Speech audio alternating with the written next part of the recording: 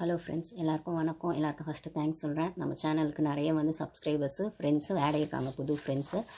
So அவங்க எல்லாருக்குமே என்னோடய சேனல் சார்பாக ரொம்ப தேங்க்ஸ் சொல்லிக்கிறேன். பழைய friends, new friends comments share பண்ணுறாங்க. எனக்கு ரொம்ப ஹாப்பியாக இருக்குது. இப்போ தான் மோட்டிவேஷனாக இருக்குது. என்னோடய வியூஸ் பார்த்தீங்கன்னா, நான் கேலாம் போவே இல்லைங்க. 1K 2Kலாம் 100 கூட ஒரு வீடியோ எனக்கு தாண்டாது. இருந்தாலும் எனக்கு ஷோ பார்க்க பிடிக்கும்.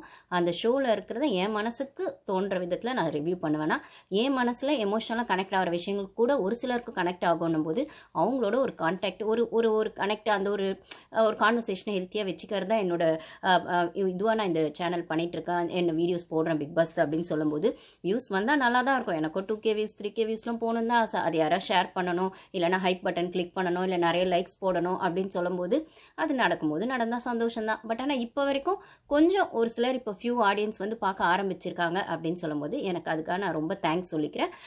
ரொம்ப தேங்க்யூ கைஸ். ஓகேங்களா? சரி, இப்போ இதில் என்ன பேச போகிறோன்னு பார்த்தீங்கன்னா, நான் நேற்றுக்கான ஆல்ரெடி சொல்லியிருப்பேன், பாரு அந்த டேஞ்சர் ஜோனில் இருக்காங்க, அதனால கொஞ்சம் இதுவாக இருக்குது எனக்கு. ஸோ வந்து அது மட்டும் இல்லை, பாரு டேஞ்சர் ஜோனில் மட்டும் இருக்கிறது மட்டும் இல்லை, இந்த கமருதீனும் வினோத்தும் ஃபஸ்ட் பிளேஸில் இருக்காங்க அப்படின்னும் போது அந்த ஒரு பொண்ணுக்கான விஷயங்கள் எனக்கு கொஞ்சம் வலிச்சதுன்னும் போது நான் வந்து பெருசாக மற்ற விஷயங்கள் டாஸ்க்கு பற்றி அதிலே பேசியிருப்பேன். நான் போட்ட பெரிய லென்த் வீடியோவில் பார்த்துருப்பீங்க.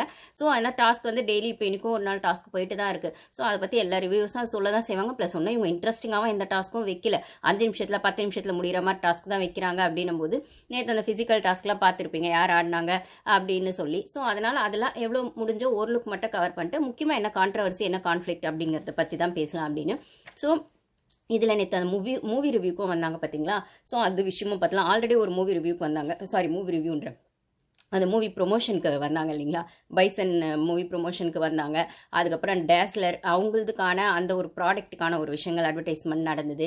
ஸோ வந்து இந்த பைசன் மூவியில் அந்த அனுபமா அவங்கெல்லாம் பண்ணியிருந்தாங்க. ஸோ அது வந்து அந்த மூவி ப்ரொமோஷனுக்கு அந்த ட்ரெய்லர் ஃபர்ஸ்ட்லாம் ட்ரெய்லர்லாம் போட மாட்டாங்க. போன சீசன்லாம் படமே போட்டாங்க, விடுதலை படம்லாம் போட்டாங்க விஜய் சார். அதுக்கு முன்னாடிலாம் வந்து சும்மா ப்ரொமோஷன் வந்தால் எப்பயாச்சும் தான் போடுவாங்க. இப்போ பார்த்தா டக்குன்னு என்ன வீட்டுக்குள்ளே பண்ணுறாங்கன்னே தெரியலையே, அதனால் ட்ரெய்லர் போட்டாங்க. ட்ரெய்லர் அப்போ பைசன் போட்டாங்க, அது ஒரு லுக் இருந்தது. இப்போ உள்ளே வந்தது பார்த்தீங்கன்னா, இந்த மூவி ப்ரொமோஷனுக்கு ரியோ வந்தார் இல்லைங்களா? ரியோ யாருன்னு நிறைய பேருக்கு தெரிஞ்சிருக்கலாம். தெரியாதவங்களுக்கு நான் சொல்கிறேன். சீசன் அன்பு கேங் இருக்குங்களா? அன்பு கேங் 2.2 அர்ச்சனாக்கா ஆரி சீசன். ஸோ அர்ச்சனா, அப்புறம் வந்து இவங்க அறந்தாங்கி நிஷா, அன்பு கேங், அர்ச்சனா அங்கே வந்தாங்க இல்லைங்களா? ஸோ அதில் ரியோ ஒருத்தர். ஸோ நிறைய பேருக்கு தெரிஞ்சிருக்கும். இது ஒரு நேஷனல் டெலிவிஷன், இதில் இப்படி பேசுவீங்களான்ற ஒரு காமெடியில் ரொம்ப வைரலாகவே போச்சு. அவர் சீரியஸாக தான் சொன்னார், ஆனால் அது காமெடியாக போச்சு. அதுக்கப்புறம் அந்த பணப்பெட்டி எடுக்கிறதுல அப்படியே அழுதுருவார் அவர். அதுக்கப்புறம் பார்த்தீங்கன்னா கேபி தான் அந்த கேஷ் பேக் எடுத்துகிட்டு போவாங்க. ஸோ இவ்வளோ டென்ஷன் எடுவார் அந்த பணத்துக்கு அப்படின்னும் போது அது மாதிரி காமெடிலாம் சீரியஸாக தான் விளையாடினார்.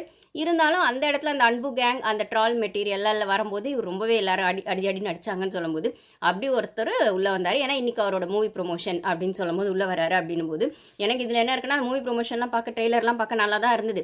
அவங்க ஹீரோயின் வந்து மாளவிகா, அப்புறம் இவர் வந்து ஹீரோ பண்ணியிருக்காரு. அப்புறம் இன்னொருத்தர் வந்தார் கூட, அவர் பேர் எனக்கு டக்குன்னு ஞாபகம், கமெண்ட்ஸில் யாராவது ஷேர் பண்ணுங்கள். நிறைய இதில் பார்த்துருக்கேன், நான் டக்குன்னு அந்த பேர் ஞாபகம் வரல. ஸோ எல்லாமே அந்த விஜய் டிவி ப்ராடக்ட்ஸ் அவங்க தான் அப்படின்னும் போது மூவி ட்ரெய்லர்லாம் பார்க்க நல்லா தான் இருந்தது. ஆனால் 2-3 படம் இதுக்கு முன்னாடியே பண்ணியிருக்காரு. பட் ஆனால் இது கொஞ்சம் ஓரளவுக்கு அவர் பேரை பேசும்னு நினைக்கிறேன். அந்த மாதிரி தான் இருந்தது.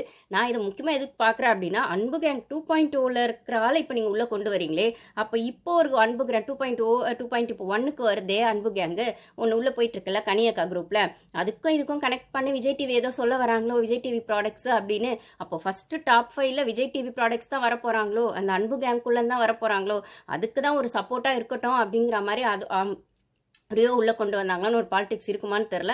ஏன்னா கேட்டால் ஆப்வியஸாக நிறைய வாய்ப்பு இருக்குது. அது ஒரு பக்கம் இருக்கட்டும். அதுக்கப்புறம் பார்த்தீங்கன்னா, இப்போ எல்லா ரிவ்யூஸுமே வந்து இப்போ தான் வந்து விஜய் பாரு டென்ஷன் ஆகிறாங்க, செய்கிறாங்க, நைட்டில் உட்காந்து புலம்புறாங்க.